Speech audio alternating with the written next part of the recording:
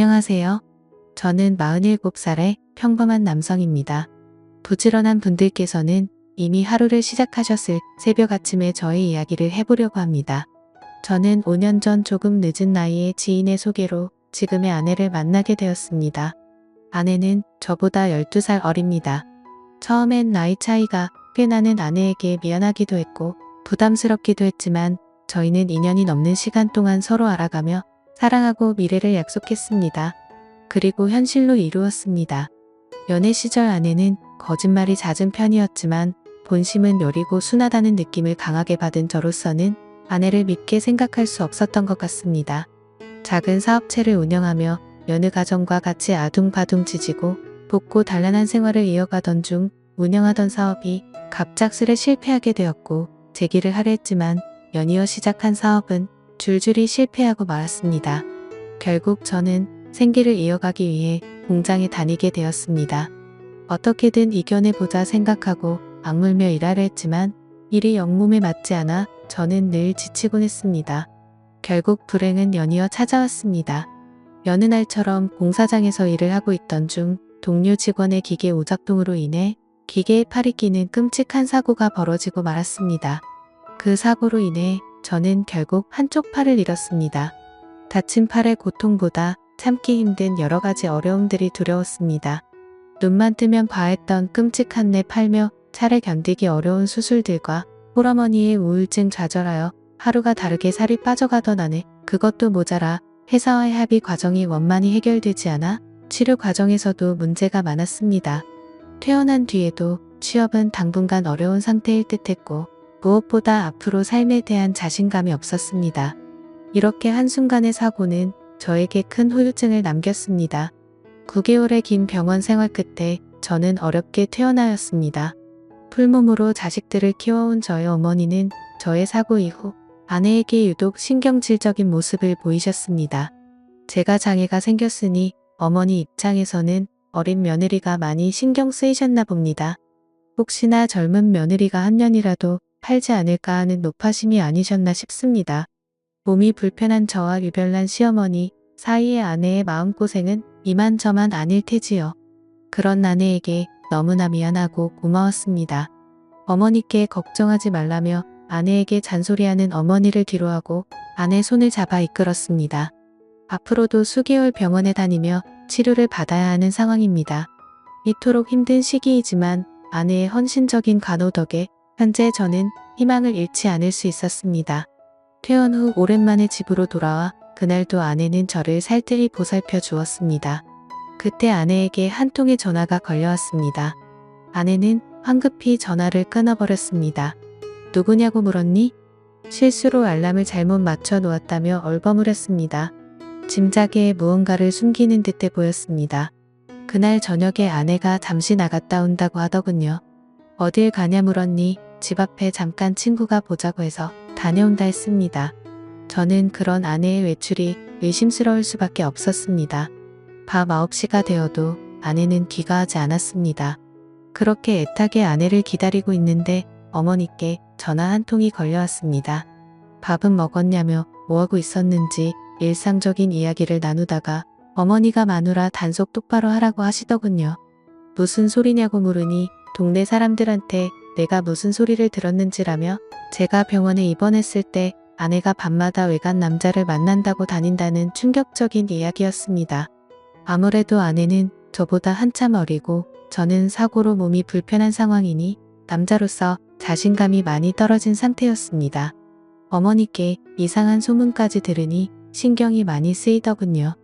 며칠 후 저는 동네의 친한 후배를 은밀히 만났습니다. 어릴 때부터 알고 지낸 막연한 사이이라 저의 고민을 터놓고 얘기했습니다. 아내가 나 몰래 바람을 피우는 것 같다며 얘기했고 후배는 본인이 도울 수 있는 일이 없냐고 물었습니다. 저는 아내를 확인하고 싶었고 그렇게 후배에게 아내의 뒷조사를 부탁하게 되었습니다. 늦은 밤 또다시 아내가 집을 나서더군요. 주방에는 오늘도 늦을 테니 저녁 잘 챙겨 먹으라며 쪽지를 남겨놨습니다. 아내를 기다리다 출출하여 저는 부엌으로 들어갔습니다. 대충 라면이나 끓여 먹자 생각하여 라면을 끓이고 옮기던 찰나에 라면이 제 몸에 쏟아지고 저는 또 다치고 말았습니다. 어머니께 연락드려 도움을 받아 병원으로 왔습니다. 한참이 지나서야 아내가 병원에 나타났습니다. 진한 화장과 화려한 차림새에 아내 도대체 어디서 뭘 하고 다니는지 점점 더 저의 의심은 커질 수밖에 없었습니다. 그 이후로도 아내의 매출은 점점 잦아지고 귀가 시간도 더욱 늦어졌습니다. 아내는 180도 달라졌습니다. 그리고 얼마 후 저는 동네 후배를 다시 만났습니다. 어떠냐 아내가 바람핀 거 맞냐 하며 물었습니다. 후배는 직접 보라며 사진을 주더군요. 너무나 깨끗했습니다. 장 보러 다니고 커피 마시고 다닌 게 다였습니다. 흠잡을 게 없더군요. 말도 안 된다며 후배에게 따졌습니다. 결과가 깨끗하면 오히려 좋아해야 하는 거 아니냐고 오히려 후배가 저를 못마땅하게 쳐다보더군요. 하지만 저는 도저히 사진을 믿을 수가 없었습니다. 다음날 술에 잔뜩 취해 비틀거리며 아내가 집으로 돌아왔습니다. 더 이상 참을 수가 없어 아내에게 따졌습니다. 허구한 날 어떤 자식 만나고 다니는 거냐며 적당히 좀 하라고 소리쳤습니다. 그러자 아내는 어이없다는 듯 저를 쳐다보며 되려 저에게 소리를 지르더군요. 본인도 이제 더 이상 못 참겠다며 지긋지긋하답니다. 이럴 거면 차라리 이혼하자고 하더군요. 그야말로 적반하장이었습니다. 이혼하자고 폭탄 선언하는 아내가 도무지 이해되지 않았습니다. 아내가 저녁마다 외출하고 늦은 밤이 되어서야 들어오는데 어떤 남편이 이 상황을 이해할까요? 아내는 그날 이후 외출 시간도 길어지고 횟수도 증가했고 나중엔 외박을 하는 상황까지 벌어졌습니다. 이제 아내의 외출은 일상이 되어버린 듯 했습니다.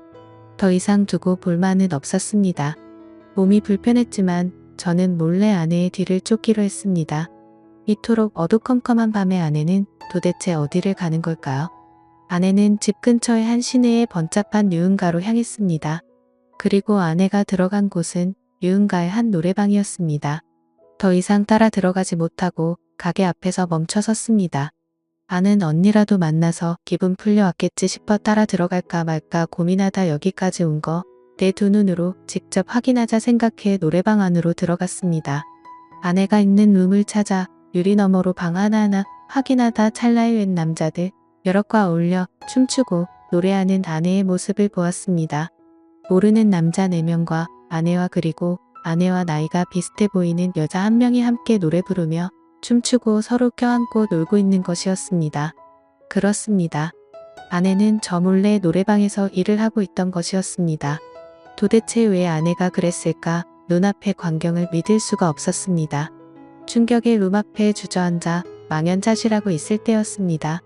갑자기 아내가 전화를 받으며 황급히 밖으로 뛰쳐나오더군요. 저는 재빨리 아내에게 들킬까 싶어 몸을 숨겼습니다.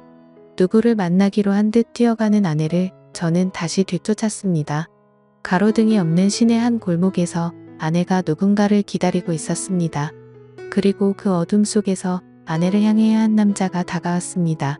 그런데 그 남자는 놀랍게도 제가 고민을 터놓고 얘기했던 후배 녀석이었습니다. 흥분한 저는 보고 있을 수만은 없었습니다. 후배와 아내에게 다가갔습니다. 어떻게 너희들이 이럴 수가 있냐며 후배 놈에게는 왜 내가 내 마누라랑 놀아나고 있는 거냐고 따졌고 아내에게는 이놈이랑 무슨 짓을 하고 다니는 거냐고 소리쳤습니다. 느닷없이 제가 나타나니 그 둘은 소스라치게 놀라더군요. 그런데 오히려 아내가 저를 냉정하게 밀치더니 이게 무슨 짓이냐고 들여 저에게 소리쳤습니다. 그러더니 이게 다 누구 때문인지 아냐며 이 모든 게 다 제 탓이라고 울부치더군요. 아내는 동네 언니의 소개로 몇 달 전부터 노래방에서 일을 시작했다고 합니다. 그렇게 저 몰래 매일 밤 노래방으로 출근했던 겁니다. 저의 사고로 긴 병원 생활을 마치고 퇴원할 무렵 아내를 기다리고 있던 건 어마어마한 액수의 병원비 청구서였다고 합니다. 저희에게 마땅히 들어놓은 보험도 없었고 경제적으로도 당연히 좋지 않은 상황이었습니다. 처음엔 저희 어머니와 처가댁에서 도움을 받아 어찌어찌 살아갔나 봅니다. 저에게는 괜찮다며 걱정하지 말라고 했던 아내에게 이렇게나 큰 걱정이 있는 줄 미처 몰랐습니다. 괜찮다고 하여 저는 괜찮은 줄만 알았네요. 평범한 주부로만 살아온 아내가 큰 돈을 마련할 수 있는 일은 결국 도움의 일이었던 것이었습니다. 저의 치료비와 생계를 이어가기 위해 아내 역시도 이 악물고 시작한 일이었는데 오히려 저 때문에 아내의 불행이 시작되었던 것이었습니다. 아내의 뒷조사를 부탁한 후배놈이 아내의 노래방으로 찾아갔던 것이었습니다. 후배놈이 아내에게 노래방에서 아내가 남자들과 어울리는 수십 장의 사진을 보여주며 아내의 비밀을 지켜주는 대가로 계속해서 돈을 요구했던 것입니다.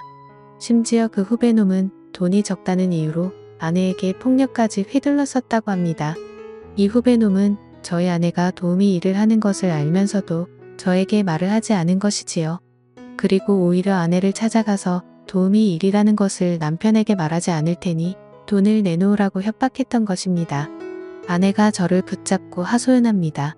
자신이 얼마나 힘들었는지 아냐며 모든 게 저를 사랑해서 그런 거였다고 합니다. 저는 왜 진작에 나한테 말하지 못했냐고 미안하다고 아내를 껴안고 울었습니다. 그리고 그 후배놈을 아내를 협박한 이유로 경찰에 신고했습니다. 이제 곧 뜨는 해를 바라보면서 이렇게 글을 쓰니 그때의 일이 다시 생각나네요. 지금 저는 적은 돈이지만 일을 할 수 있는 상황이 되었고 아내도 근처 식당에서 일을 하며 지내고 있습니다. 함께 모으는 돈이 비록 큰 돈은 아니지만 서로가 있음에 감사하고 행복해하며 열심히 살고 있습니다. 긴 글 읽어주셔서 감사합니다. 오늘의 사연 들어주셔서 감사합니다. 여러분의 생각은 어떠신지 댓글 달아주세요. 재미있게 시청하셨다면 구독, 좋아요 부탁드립니다.